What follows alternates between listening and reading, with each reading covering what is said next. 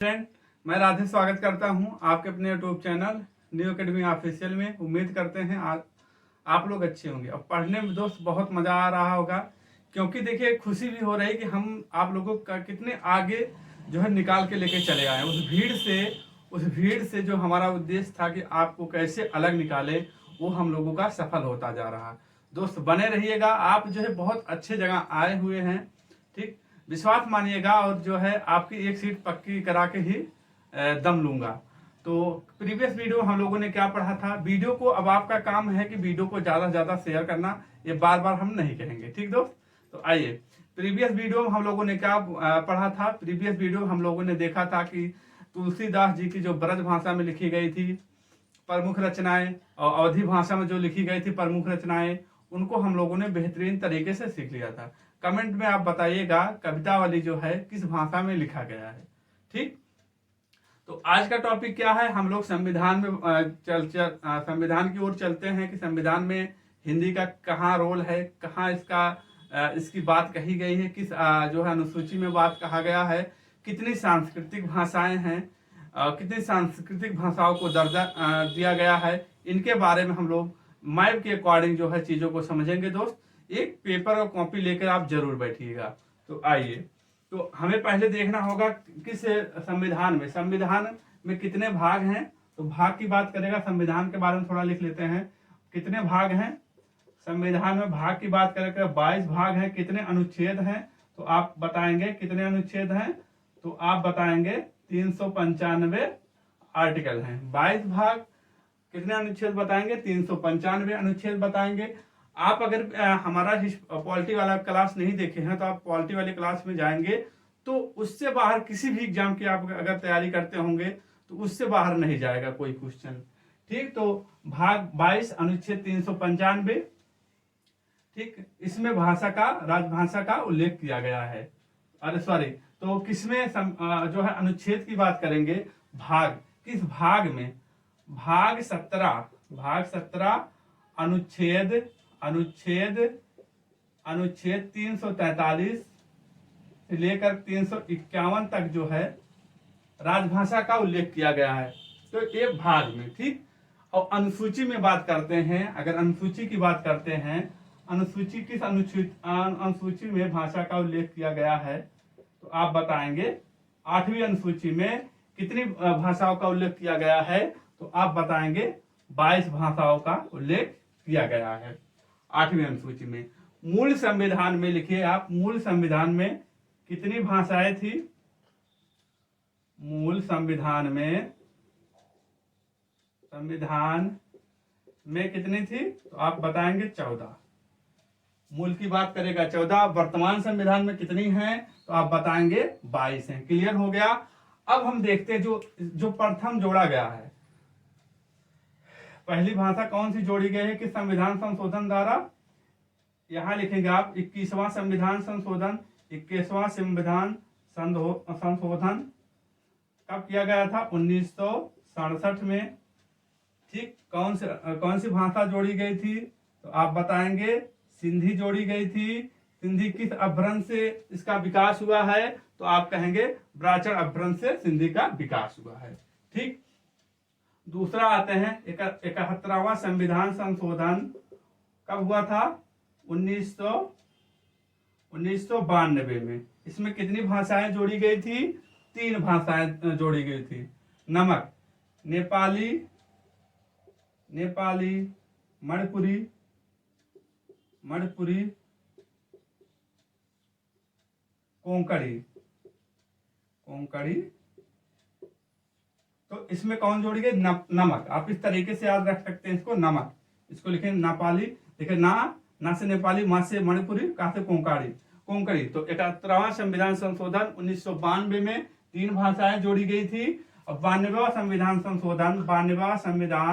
संशोधन 2003 में कितनी जोड़ी गई थी, तो आप कहेंगे 4 जोड़ी गई थी। कौन कौन, मैथिली, संथाली, बोडो और डोगरी। क्लियर हो गया। इतनी बातों को आपको ध्यान देना होगा।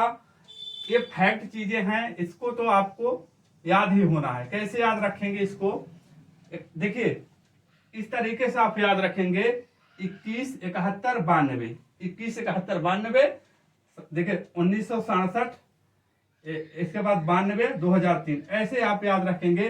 पहला संविधान संशोधन करके जो है किस भाषा को जोड़ा गया, तो आप बोलेंगे सिंधी को जोड़ा गया, जो कि बराचड़ अपभ्रंश से इसका विकास हुआ है।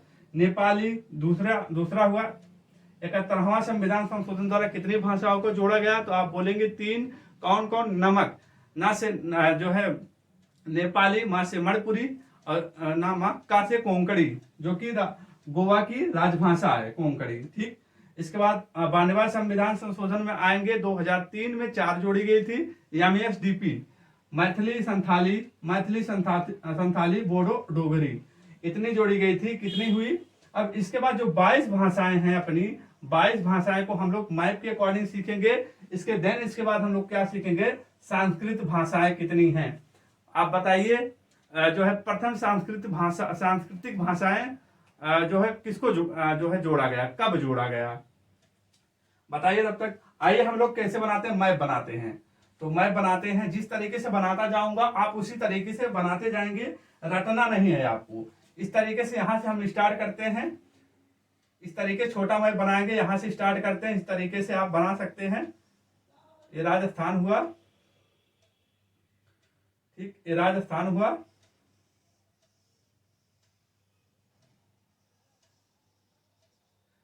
इसी तरीके से आप बनाते चलेंगे। मैप जरूर बनाइए, चाहे खराब बने चाहे अच्छा बने, कोई बात नहीं है, पर आप बनाना जरूर बनाएंगे आप इस तरीके से। ये अपना भारत का मानचित्र बन गया है।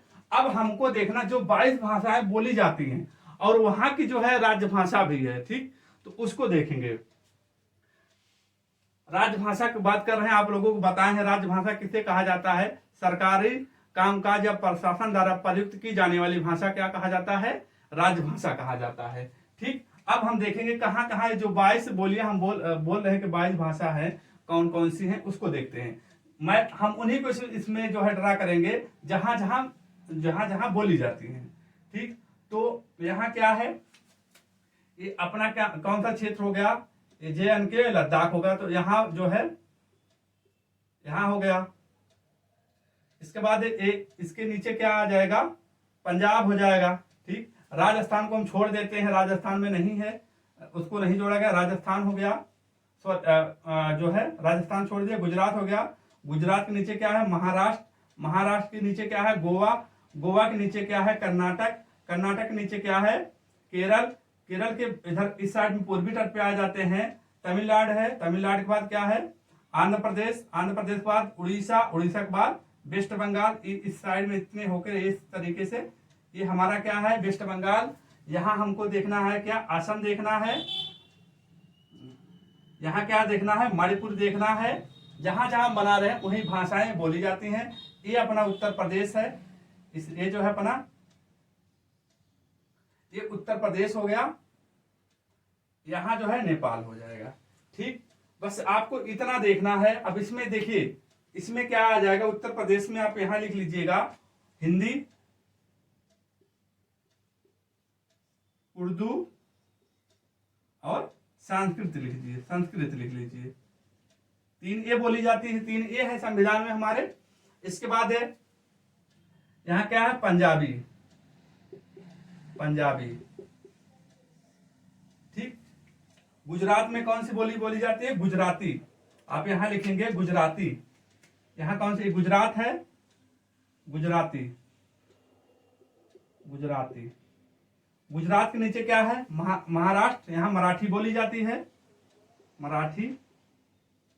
ये गोवा है, गोवा में क्या हो जाए, कोंकणी।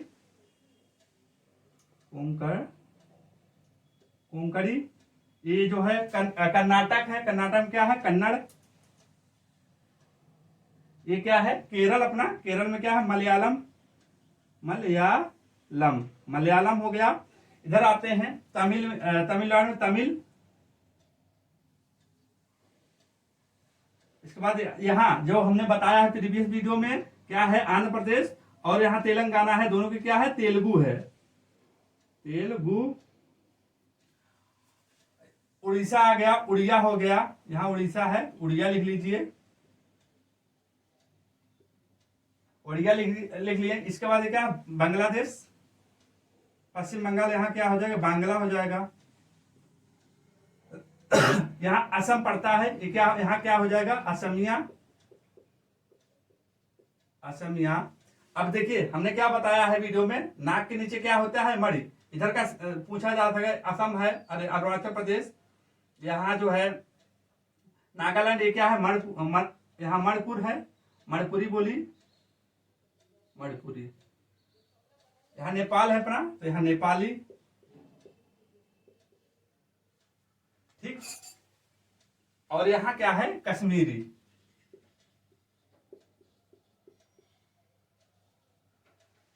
ठीक। अब देखिए दोस्त, अब आपको रटने की जरूरत नहीं है, पूछा जाएगा निम्न में से कौन सी हमारे संविधान में जो है संविधान में है, कौन सी भाषा है, कौन सी नहीं है, इस तरीके से पूछा जाता है, ठीक। तो आप गिन लीजिए कितनी हुई, कितनी हुई, इतनी देखिए कितने हुई। या इधर से गिनते हैं, पंजाबी, पंजाब में पंजाबी, इधर पंजाबी बोली जाती है, हिंदी भी, हिंदी का भी क्षेत्र है थोड़ा बहुत। पंजाबी होगा 1 2 3 4 5 6 7 8 9 10 11 12 13 14 15 16, इसको गिने थे 17 हो जाएगा, हाँ इसको 17 हो जाएगा, 17। इसके बाद 4 17 18 19 20 21 और 1 22, ठीक। 4 इसको आप ले लेंगे, 4 ए और 1 ए, सिंधी। कुल मिला जुलाकर कितनी भाषाएं हो गई हमारे संविधान में, तो यही है 22 भाषाएं। तो आप एक बार दोबारा देखिए, कोई छूटा तो नहीं, देखिए रटने की जरूरत नहीं है। प्रीवियस वीडियो हमने बता दिया कि ये जो पहले बता दिया कि पश्चिमी तट है, जिसे आपको देखिए इस हिसाब से पढ़ाया जा रहा है, ताकि जो है स्टैटिक जीके, जिससे जियोग्राफी में पूछा जाता है, पूर्वी तट में कितने राज्य हैं, सबसे बड़ी सीमा साझा करने वाला राज्य कौन सा है, सबसे छोटी सीमा साझा करने वाला राज्य कौन है, तो पूछा जाता है। तो इस तरीके से देखिए, यहां से गिन लीजिए, चलिए एक हम नंबरिंग कर देते हैं, कितनी भाषाएं हैं, 22। 1 नंबर हो गया, 2 3 4 नंबर, 5 6 7 8 9 10 हो गया, 11 12 13 14 15 16 17, ठीक, 17 हो गया, 18 19 20 21 और सिंधी 22। यही है हमारे संविधान में जो भाषाएं हैं, इतनी है 22। अब हमारा कंप्लीट हो गया ये टॉपिक। अब आते हैं सांस्कृतिक भाषा। सांस्कृतिक भाषा उसे कहा जाता है, पहले तो जान लीजिए कि अपना राजभाषा किस मंत्रालय के अंतर्गत कार्य करता है, गृह मंत्रालय के अंतर्गत कार्य करता है। इस पॉइंट को याद रखिएगा, किस मंत्रालय के अंतर्गत, तो गृह मंत्रालय के अंतर्गत कार्य करता है। क्लियर है, तो ये हो गया। अब आते हैं सांस्कृतिक भाषा। सांस्कृतिक भाषा में सांस्कृतिक भाषा उसे कहा जाता है जिसका क्षेत्र, जो सबसे बहुत पुरानी भाषा हो और जिसका क्षेत्र बहुत विशाल हो, उसे क्या कहा जाता है, उसे सांस्कृतिक भाषा का दर्जा जो है गृह मंत्रालय के द्वारा दिया जाता है, ठीक।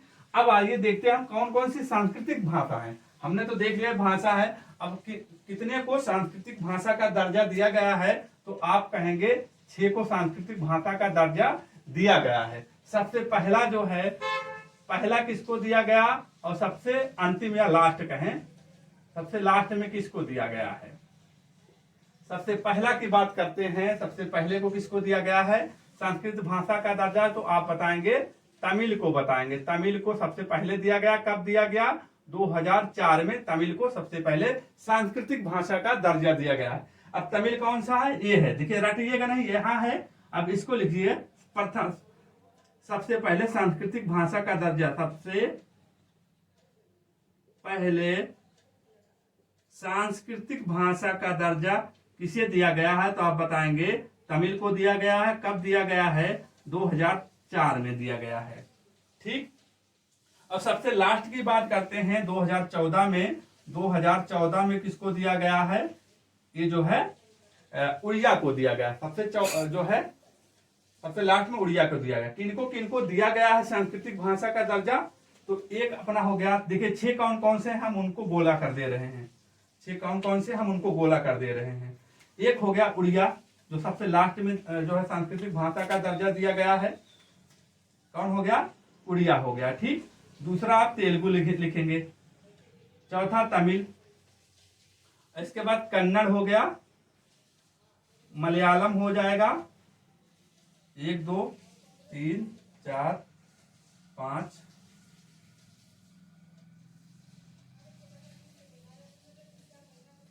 6 होना चाहिए, 6 होना चाहिए। कौन सा इसमें छूट रहा है? तो उड़िया हो गया, तेलुगु 3 इधर, 2 इधर, 5। एक और कोई बच रहा है इसमें, असमिया तो नहीं होगा, नेपाली भी नहीं होगा। इसमें कौन सा छूट रहा है? मलयालम कन्नड़, तेलुगु 3 हो गया, इधर 3।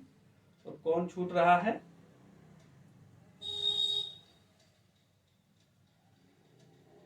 एक और छूट रहा, कौन अपना?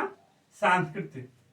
एक इसको मिला है, संस्कृत को मिला है। संस्कृत आप याद यहां लिखिएगा, तो 6 को मिला है संस्कृत। तो लिख लेते हैं, सबसे पहले किसको मिला है? पहला नंबर यहां लिखिएगा, तमिल को मिला है सबसे पहले। तमिल को संस्कृत भाषा का दर्जा मिला कब? 2014 में, 2004 में। ठीक, इसके बाद किसका लिखेंगे? इसके बाद संस्कृत हो गया। उड़िया लिख लीजिए, कितने को मिला है?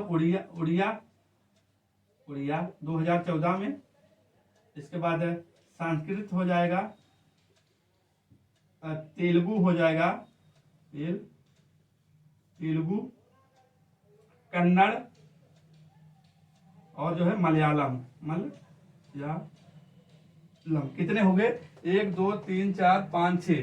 तो 6 को जो है संस्कृत भाषा का दर्जा दिया गया है। ठीक, तो इतना रहा, हमको इतनी बातों को ध्यान में रखना है। जिस तरीके से बता रहे हैं आप इसी तरीके से इसको जो है नोट डाउन करिएगा। तो संस्कृत और जो है इनको दोनों को, कन्नड़ मलयालम और जो है इनको दोनों को 2008 में दिया गया था। 2008 में। मलयालम को कब दिया गया था? 2013 में दिया गया था। ठीक, सबसे पहला पूछा जाएगा कि सबसे पहले जो है संस्कृत भाषा का दर्जा किसे दिया गया है और कब दिया गया है? तो आप किसे बताएंगे? तमिल को बताएंगे। कब दिया गया था? 2004 में दिया गया था। और 14 में जो है सबसे लास्ट में किसको दिया गया था? तो आप उड़िया को बताएंगे। कितनी संस्कृत भाषा को अभी तक दर्जा दे दिया गया है?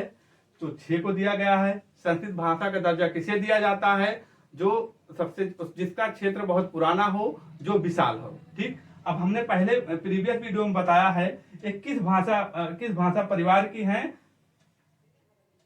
तो जैसे तमिल हो गया, तेलुगु, तमिल, मलयालम, कन्नड़ हमने किसने बताया? ये द्रविड़ भाषा शैली में आते हैं ये चारों। ठीक, तो अगली वाले क्लास में दोस्त हम क्या सीखने वाले हैं? हम लोग सीखेंगे, अब तो है अनुसूचिया में हो गया। अनुसूची की बात हमने कर लिया कि 8वीं अनुसूची में हमारी 22 भाषाएं कहाँ है, किन किन राज्यों से हमने लिया है। तो इसको जो है इसी तरीके से लिखेंगे तो कंफ्यूजन आपका दूर हो जाएगा। वीडियो अगर पसंद आता हो तो शेयर करिएगा। तो इसके बाद हम लोग क्या सीखने वाले हैं? अब हम जो है संविधान के भाग में चलते हैं, भाग 17 में।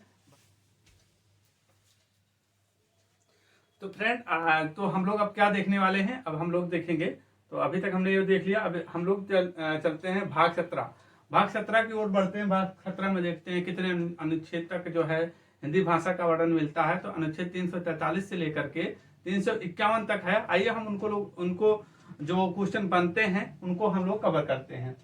इसमें जो है इसमें क्या है, गठन होता है अपने जो है एक नेहरू के कमेटी होते हैं। नेहरू के जो भी पार्टी के लोग थे, तो वो लोग जो है किसकी ओर जो है बढ़ना चाहते थे? वो लोग उर्दू को या उर्दू, फारसी या अरबी को जो है राजभाषा बनाना चाहते थे। इधर जो है अपने हिंदी की ओर से कौन से राजसी जो है दास टंडन जो है हिंदी को जो है देवनागरी लिपि में इनका बहुत बड़ा योगदान होता है, राजश्री पुरुषोत्तम दास टंडन जी का। ठीक, ये हुआ। इसके बाद क्या हुआ? प्रथम भाषा आयोग का गठन होता है कब? 1955 में। जिसके अध्यक्षता कौन कर रहे थे? अध्यक्ष कौन थे? तो बाल गंगाधर खेर या बीजी खेर के नाम से भी जाना जाता है। बहुत ही इंपॉर्टेंट है, इसको आप लोग ध्यान रखिएगा, पूछा जाता है। प्रथम राजभाषा आयोग का गठन किसके के अध्यक्ष कौन थे? तो आप क्या बताएंगे? बाल गंगाधर तिलक, बीजी खेर के नाम से भी जाना जाता है। इसके बाद इन्होंने जो इनकी रिपोर्ट जब इनको दिया गया, रिपोर्ट कब सौंपा गया इनको? 1956 में। तो इसके बाद ये जो इस रिपोर्ट की जांच के लिए संसदीय समिति का गठन होता है कब? 1957 को संसदीय समिति का गठन होता है। इसके अध्यक्ष कौन थे? जो उत्तर प्रदेश के प्रथम जो प्रधानमंत्री कौन थे? गोविंद बल्लभ पंत। इस समिति का गठन हुआ, उसके अध्यक्ष कौन थे? गोविंद बल्लभ पंत। इसको याद रखेंगे, ये पॉइंट आप याद रखेंगे। अध्यक्ष बाल गंगाधर खैर या बीजी खेर के नाम से भी जाना जाता है। अब इसके बाद क्या हुआ? किस अनुच्छेद में? देखिए, अब अनुच्छेद को आप दोस्त इसी तरीके से लिखिएगा, 3 इधर लिखिए, 3 का कॉलम बना करके लिखेंगे, तो आपको जो कंफ्यूजन होता है आपका कंफ्यूजन दूर हो जाएगा। पहले क्या है?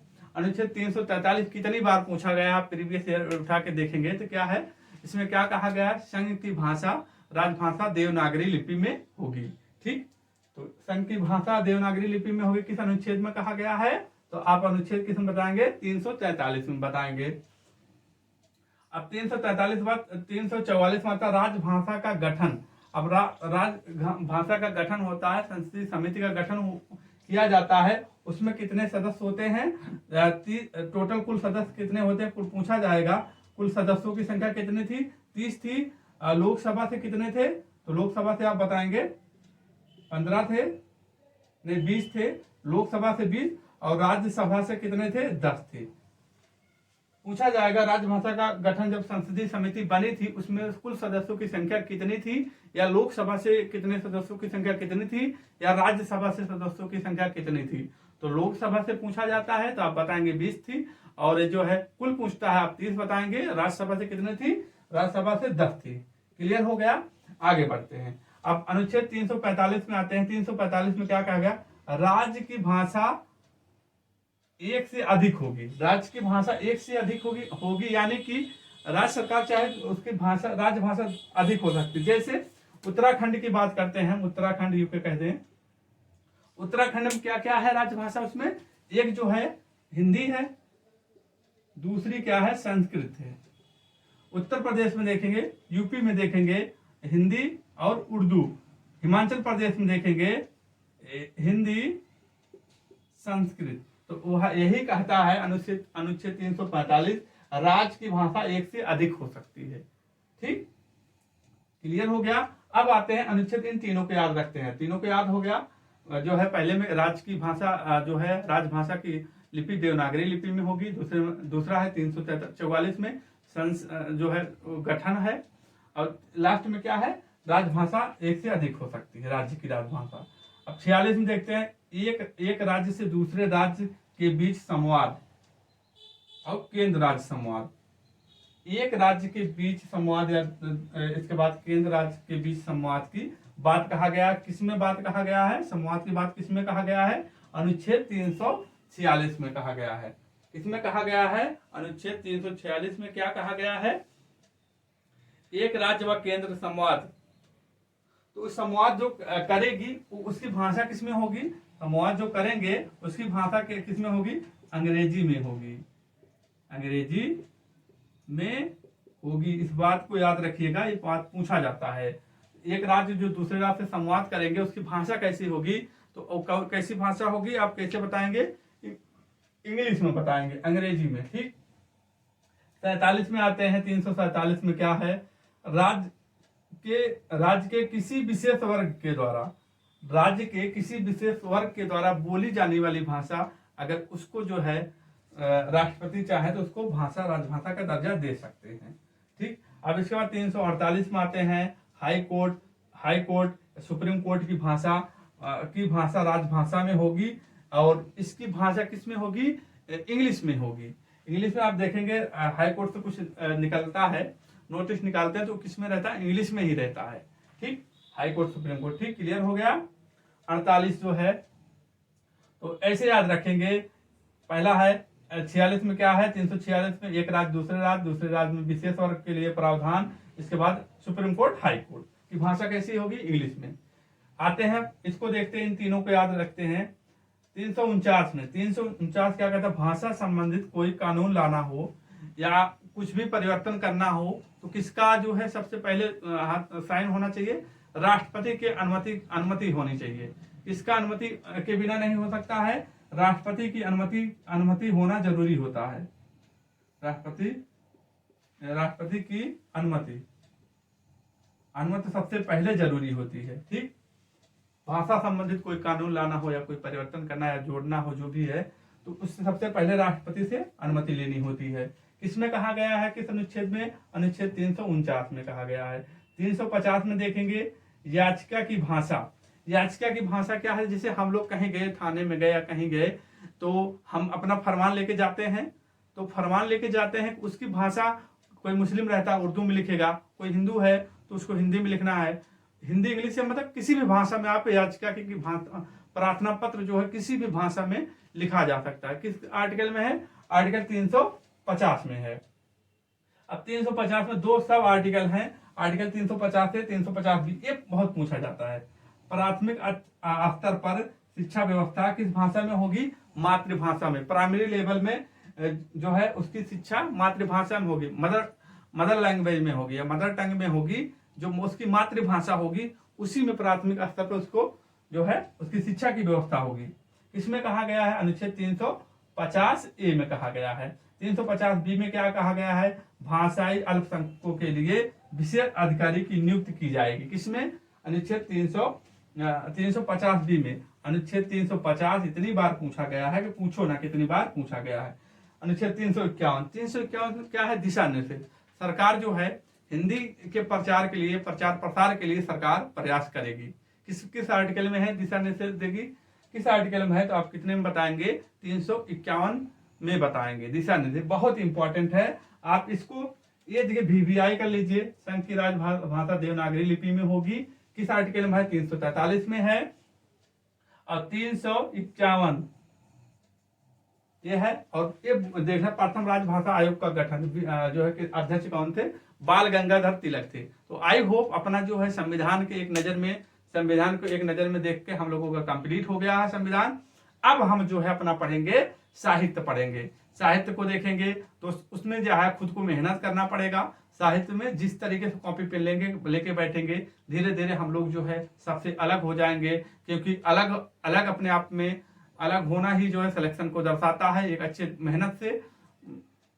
क्योंकि भेड़ की तरह चलेंगे तो भेड़ की तरह चलने में जानते हैं कि एक गिरेगा तो सब गिर जाते हैं। तो हमको एक उस भेड़ में चलना नहीं है, हमको जो है यूनिक तरीके से, एक अलग तरीके से और एक मेहनत करके, ईमानदारी से मेहनत करके जो है अपनी सीट को पक्का करेंगे। ये हमारा वादा है आपसे कि आपको एक सीट दिला के रहेंगे। जिस तरीके से कराया जा रहा है आप उसी तरीके से करते जाएंगे तो कोई दुनिया की कोई शक्ति नहीं है, भगवान को भी झुकना पड़ेगा आपके मेहनत के साथ। हम मेहनत के दीवाने हैं, हम मेहनत से ही प्यार कर लिए हैं। ठीक, आप हम लोगों की क्या प्रण है, हम मेहनत के दीवाने हैं, हम मेहनत करके मेहनत से प्यार किए हैं, और इस मेहनत से प्यार करके जो है अपनी एक सीट पक्की करके अपने माता पिता के सपनों को साकार करेंगे। इस 5-6 महीने हम भूल जाएंगे दुनिया में क्या हो रहा है, क्या होने वाला है, सब कुछ भूल जाएंगे। सिर्फ हमारा टारगेट, हमारे दिमाग में, हमारे आंखों में सिर्फ क्या देखना चाहिए, AGTA का सपना देख करके हम अपने आने वाले पीढ़ी को कितना सुधारेंगे, अपने माता पिता को कितना सुधारेंगे, मतलब कितने सपोर्ट करेंगे, और अपने जो होने वाली पीढ़ी होगी उनको कितना सपोर्ट करेंगे। ये सब चीजें सोचेंगे तो आपको कोई भटका नहीं सकता। दुनिया की कोई शक्ति जो है आपको इस पथ से जो है भटका नहीं सकती। लगे रहिएगा, उतार चढ़ाव जिंदगी में आते रहेंगे। ठीक है दोस्त, तो आज के क्लास यही रखते हैं, क्लास को शेयर कर दीजिएगा। मिलते हैं एक और बेहतर क्लास में। हम लोग अब सीखने वाले हैं साहित्य के बारे में। तब तक के लिए अपना ख्याल रखना, अपने माता पिता का ख्याल रखना। जय हिंद, जय भारत, वंदे मातरम।